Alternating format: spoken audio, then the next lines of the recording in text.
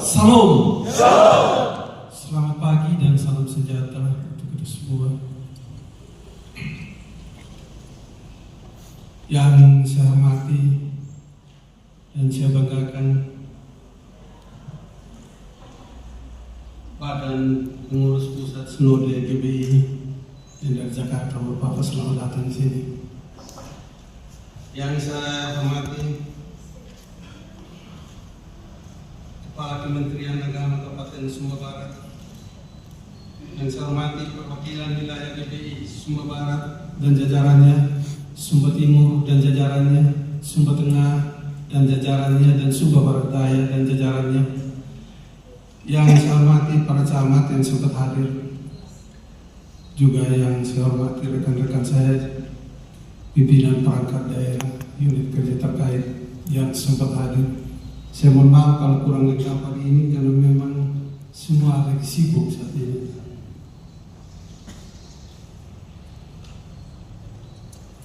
Singkatnya hadirin undangan serta peserta sidang yang saya cintai. Pertama-tama patut kita mengucapkan syukur kehadirat Tuhan yang Maha Kuasa karena atas perkenannya hari ini di tempat yang penuh rahmat dan bermartabat ini.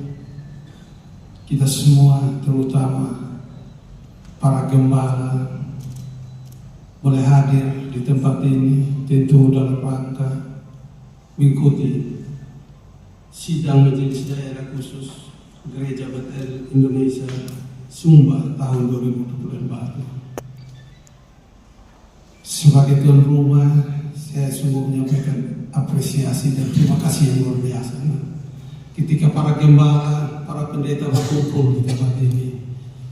Tentu akan membawa berkah, juga akan membawa sukacita dan damai sejahtera untuk daerah kami, khususnya masyarakat Sumba Barat. Dan ini salah satu motivasi bagi kami pemerintah daerah untuk senantiasa bekerja lebih baik, bekerja lebih sungguh, tentu dengan rasa takut Tuhan. Bapak Ibu sekalian yang saya hormati,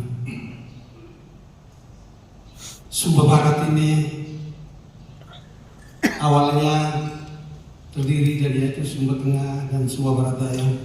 Pada tahun 97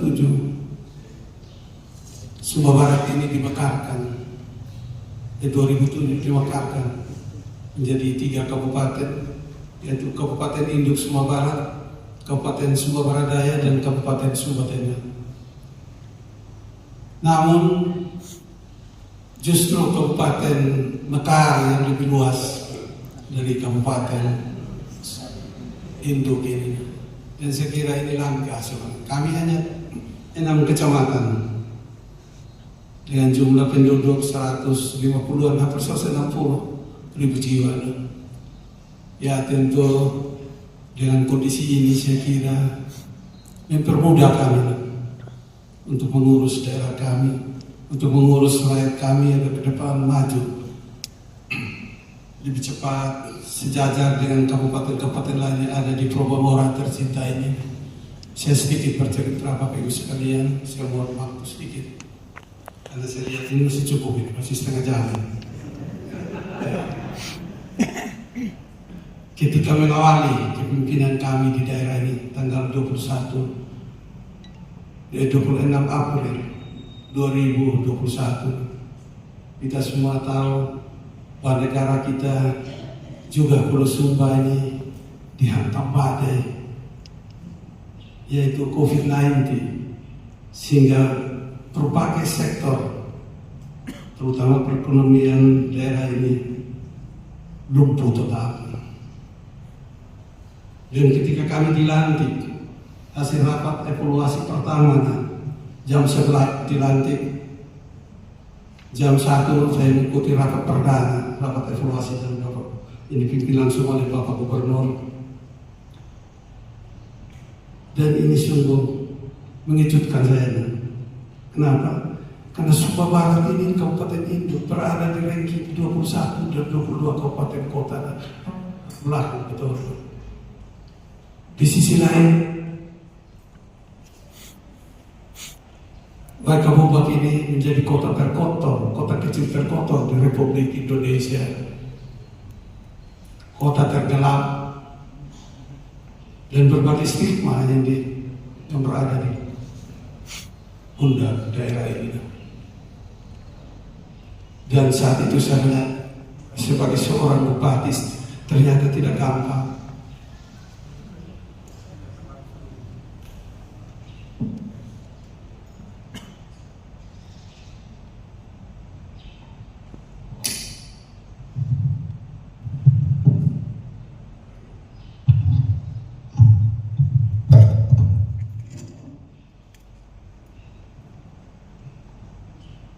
Berbagai tantangan dan hambatan yang harus kami hadapi. Dan saat itu saya menyadari sebagai sulung Sumba Barat, sebagai orang yang dituakan di daerah ini, dan juga sebagai pimpinan di daerah ini, tentu begitu banyak tantangan, hambatan, dan berbagai permasalahan yang kami hadapi dan kami gumuli. Dan saat itu saya juga menyadari kalau ketika saya berada di atas panggung politik kampanye saat itu tentu ada rasa dendam terhadap lawan-lawan politik saya harus katakan secara jujur. Tapi ketika saya dilantik, saya menyadari bahwa semua rakyat di daerah ini, terutama seluruh perangkat di daerah ini, yang walaupun saat itu kami semua berbeda. Kalau mau katakan secara jujur, ya tidak ada satu pun pejabat teras yang ada di saya ini. Yang ada di belakang saya hanya rakyat jelata, rakyat kecil, dan rakyat yang terpinggirkan. Sehingga saat itu saya mengambil sebuah keputusan, walaupun kami berbeda, tapi ketika selesai pemilu, saya harus satukan semua perbedaan ini. Dan perbedaan ini saya menyadari saya akan membangun sebuah kekuatan besar untuk bangun daerah ini. Sehingga tidak ada pilihan lain. Saya harus adakan konsoliasi. Saya lakukan koordinasi dengan semua teman-teman. Mari kita bersatu. Dan tidak ada yang salah saat itu. Karena memang sekian banyak paket yang ada ini, ada apa?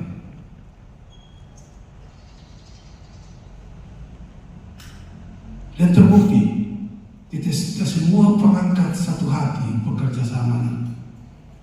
Dalam waktu 1 tahun, dari urutan 21, kami naik ke 7 besar provinsi itu satu hati.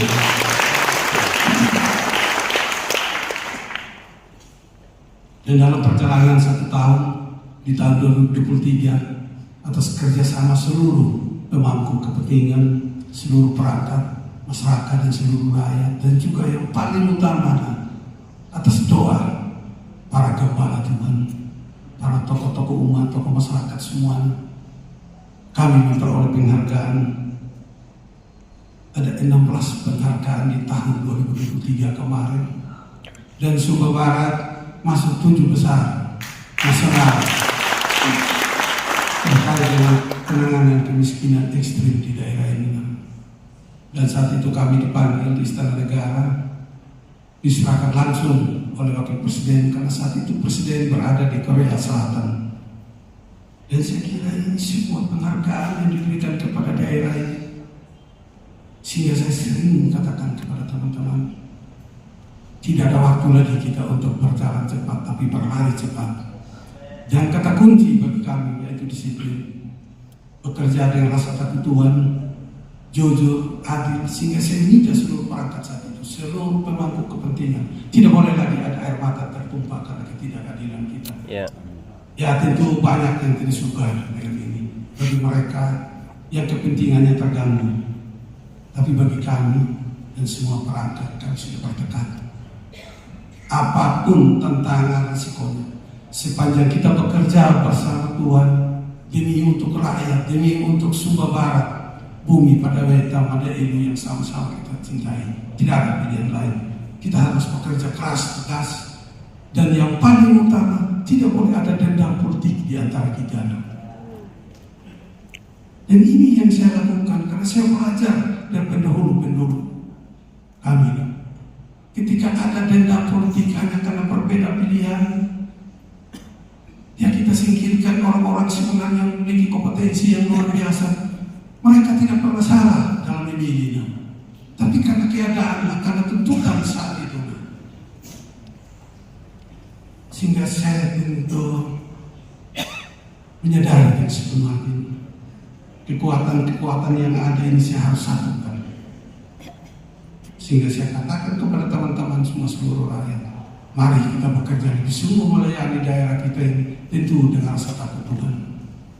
Ya, saya merasa bangga dan berterima kasih bagi ibu sekalian atas kehadiran gembala Tuhan di tempat ini.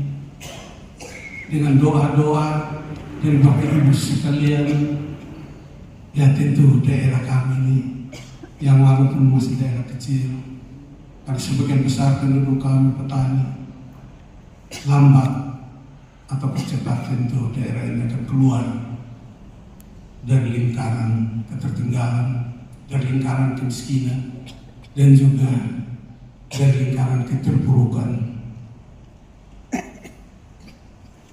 Dan untuk pertama kali Sumba Barat memperoleh WTP di tahun 2022, dan ini sejarah bagi kami. Dan di tahun 2023 kami memperoleh WTP yang kedua kali, dan di tahun 2024 hari Senin baru diumumkan tanggal 27 yang akan datang ini. Dan saya berharap doa dari kita semua, ya tentu doa orang banyak akan didengar Tuhan, apalagi doa dari para gembala Tuhan pasti didengar. Dan kami yakin dan percaya, manakala Tuhan berkehendak, tidak satu pun kekuatan yang mampu menghalangi kemajuan kita. Bapak Ibu sekalian yang saya hormati, saya juga sedikit bercerita lagi. Saya teringat betul ketika mengawal perjuangan saya mendaftarkan diri sebagai salah satu calon bupati. Ya, banyak yang melecehkan karena semua berpikir uang dan uang. Tapi saat itu saya bersama istri dan anak-anak saya, kami berdoa, kami memulih itu sebelum saya mengambil keputusan. Karena ketika saya mengambil keputusan itu risiko berat bagi rumah tangga kami. Ya, karena butuh biaya yang cukup besar. Ekonomi rumah tangga betul-betul akan porak-poranda saat itu. Karena saya pernah gagal satu kali di tahun 2015 saya ikuti pilkada, saya gagal. Dan di tahun 2020 saya ulangi lagi untuk ikuti yang kedua kali. Tapi saya yakin dan percaya saat itu pasti Tuhan akan berserta saya. Karena banyak orang yang berpikir harus uang, harus punya uang banyak. Tapi saya berpikir uang bukan segala-galanya, Tuhan segala-galanya.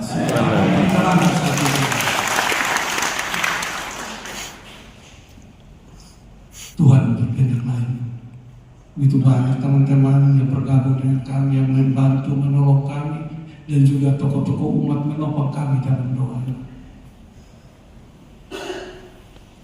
Dan di hasil akhir, saat itu kami ditetapkan sebagai pemenang, yang walaupun melalui keputusan MK.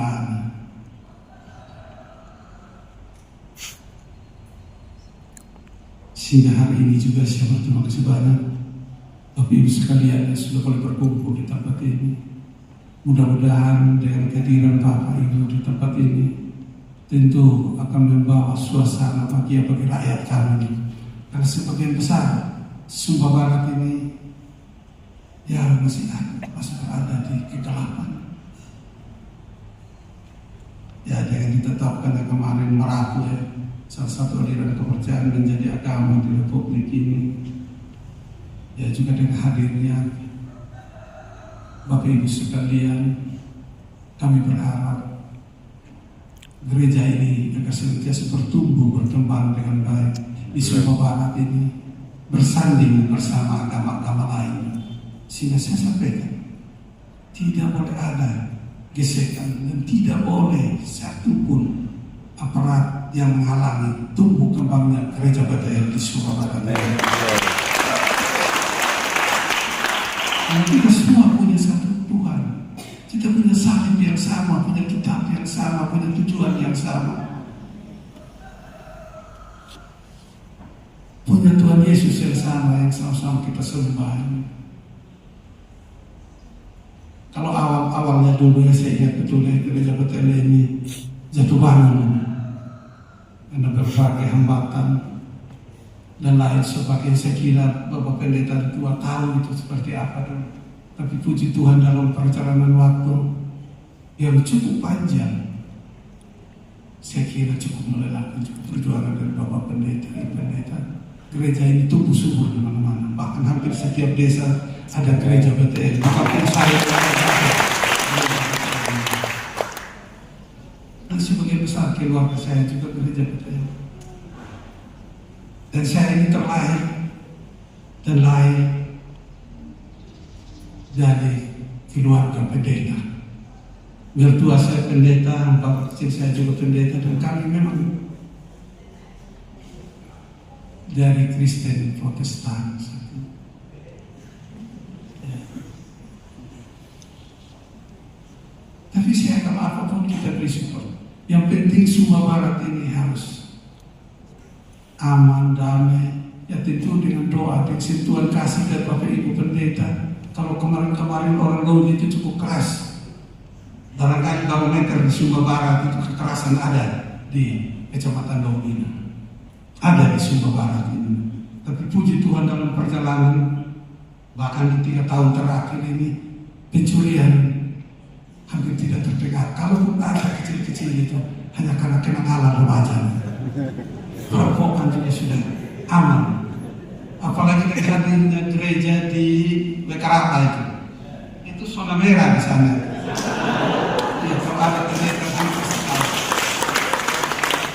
tapi puji Tuhan di dalam perjalanan orang-orang yang sering berkecimpung dengan hal-hal yang kurang pantas dan kurang layak, mereka semua menyerahkan diri untuk dibaptis menjadi anak-anak Tuhan. Dan saya lihat mereka begitu proaktif ikut gereja dan lain sebagainya, dan tingkat kriminalitas di daerah itu, di wilayah itu sudah semakin rendah.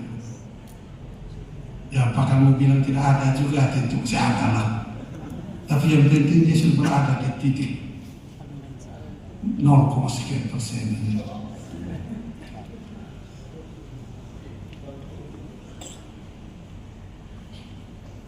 Baik Bapak Ibu sekalian ya, karena saya juga tinggal 10 menit setelah ini, saya harus berangkat ini. Saya bacakan aja sambutan ini. Pertama-tama atas nama pribadi, keluarga, dan atas nama pemerintah Kabupaten Sumba Barat, saya menyampaikan apresiasi yang tinggi atas terselenggaranya kegiatan ini, dan saya mengucapkan selamat datang kepada para pendeta, gembala GBI, dan seluruh peserta sidang majelis daerah khusus GBI Sumba yang hadir saat ini dengan mengusung tema sehati menuntaskan amanat agung Yesus Kristus. Momentum hari ini merupakan peristiwa iman yang patut disambut dengan sukacita dan tekad yang kuat dalam menyebutkan komitmen GBI untuk memperkuat kesehatan gereja secara internal yang pada akhirnya akan menjadi fondasi yang kokoh dan kunci pertumbuhan gereja. Bapak Ibu undangan dan peserta sidang yang saya hormati, gereja lahir untuk sebuah misi yang memainkan peran sentral sebagai agen tunggal dari kerajaan Allah yang ditegakkan dalam melaksanakan amanat agung Yesus Kristus. Gereja sebagai realitas sosial tentunya akan terus diperhadapkan pada derasnya arus perubahan zaman.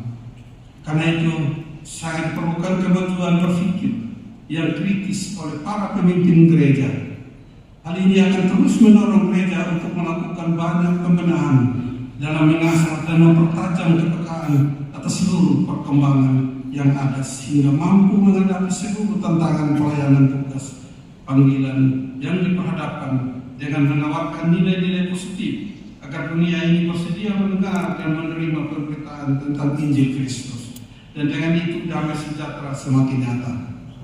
Tentu dalam membangun sebuah gereja dalam pelayanan bersama jemaat bukan suatu perjalanan yang mudah. Banyak liku-liku dalam perjalanan pelayanan, baik itu tantangan, masalah dan pergumulan. Apalagi pada era teknologi saat ini, dunia seolah-olah berputar penuh mengikuti perkembangan zaman.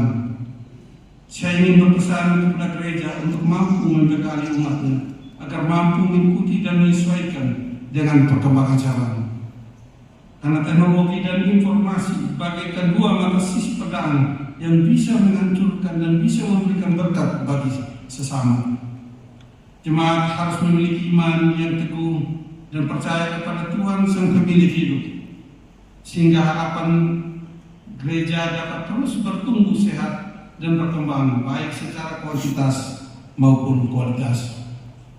Untuk mencapai gereja yang sehat dan berkembang dibutuhkan gembala-gembala jemaat yang sehat dan bukan hanya secara fisik, tapi yang terutama adalah sehat secara rohani, yaitu memiliki kedewasaan rohani sebagai pemimpin, teladan dalam merawat dan memelihara kawanan domba dengan penuh hati, sehingga kedepannya gembala jemaat dapat lebih sungguh-sungguh dalam melayani dan bersaksi dalam pelayanan di lingkup gereja, terkhususnya di gereja Bethel yang ada di Pulau Sumba pada umumnya dan yang ada di Sumba Barat pada khususnya.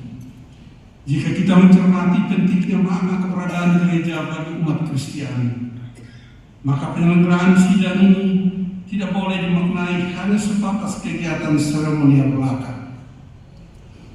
Akan tetapi lebih daripada itu, hendaknya menjadi wahana pembinaan dan pengembangan mental spiritual umat Kristiani yang berakar pada persekutuan dalam membangun iman dan jati diri orang percaya. Gereja Bethel Indonesia sebagai mitra pemerintah diharapkan dapat terus mengembangkan model pelayanan yang kreatif dan inovatif agar eksistensi gereja semakin berdampak bagi pertumbuhan iman umat maupun kemajuan masyarakat. Saya berharap melalui pelaksanaan sidang majelis khusus hari ini akan menjadi momentum strategis bagi peserta sidang untuk melakukan evaluasi terhadap program kerja dan kegiatan pelayanan yang telah dilaksanakan selama ini, serta menjadi wahana untuk membahas dan menggodok perencanaan program dan kegiatan yang akan dilaksanakan ke depan, yang tentunya akan menjawab tantangan dan harapan yang terdampak penuh terhadap pengembangan kerohanian masyarakat demi kemajuan Sumba Barat yang lebih baik. Juga mengingat saat ini tahapan pemilu kada telah berjalan, saya minta dalam sidang majelis tahun ini bisa mengagendakan dan merumuskan kebijakan terkait dengan pemilu kada agar dapat berjalan dengan baik. Gereja tidak boleh berpolitik praktis, tidak boleh berpolitik praktis. Tapi gereja harus mampu mendorong dan membimbing jemaatnya agar jemaat turut berpartisipasi dalam menggunakan hak pilihnya dengan baik dan tepat. Semoga melalui kehadiran kita semua dalam sidang majelis daerah khusus hari ini semakin memperkuat persatuan dan hubungan kerjasama antar pengurus GBI dan meningkatkan komitmen serta usaha untuk memajukan umat dan meneruskan keberlangsungan organisasi dalam jangka panjang demi meningkatkan peran dan kualitas kehidupan bergereja di daerah ini. Untuk itu, saya mohon dukungan doa dari Bapak Ibu Pendeta agar seluruh rangkaian kegiatan dapat berjalan dengan sukses. Saya berharap seluruh keputusan dalam sidang majelis daerah khusus hari ini diambil berdasarkan musyawarah dan mufakat. Apapun yang menjadi keputusan akhir dalam sidang majelis daerah khusus Gereja Bethel Indonesia tahun 2024 hari ini adalah hasil dari mengutamakan kesatuan di dalam tubuh Kristus.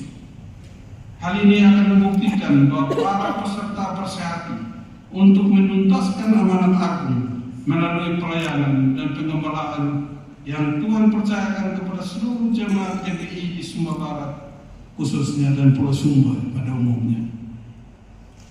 Oleh karenanya sebagai pemerintah Kabupaten Sumba Barat, saya ingin mengajak seluruh jemaat GBI yang ada untuk terus bergandeng tangan dan bersinergi untuk memajukan dan mewujudkan tanah Paraeta Mandailing yang maju, berdaya saing dan berkeadilan, yang tetap mempertahankan kemitraan yang telah terbangun secara sinergis, konstruktif dan harmonis antara GBI bersama pemerintah selama ini. Ya, di mana ada gereja yang kuat, di situ ada pemerintah yang kuat. Di mana ada pemerintah yang kuat, di situ ada gereja yang kuat. Bapak Ibu undangan peserta sidang yang saya kasihi, sekali lagi saya menyampaikan selamat melaksanakan sidang. Semoga apa yang menjadi agenda serta tujuan dari pelaksanaan sidang hari ini dapat berjalan dengan baik, sesuai rencana, serta memiliki dampak besar dalam menciptakan pelayanan gereja yang senantiasa berkontribusi pada pembangunan daerah. Demikian beberapa hal yang dapat saya sampaikan. Semoga Tuhan yang Maha Kuasa selalu memberkati kita dalam setiap doa dan upaya dan usaha kita bersama dalam membangun negara, bangsa, dan daerah ini. Sekali lagi selamat bersidang. Kiranya berkat Tuhan senantiasa menyertai mewarnai perjuangan kita semua. Demi tumbuh berkembangnya gereja Betel di Republik ini, di provinsi ini, dan khususnya di bumi Paraeta Mandailing yang sama-sama kita cintai ini, juga di Pulau Sumba yang sama-sama kita banggakan. Sekian dan terima kasih. Salam.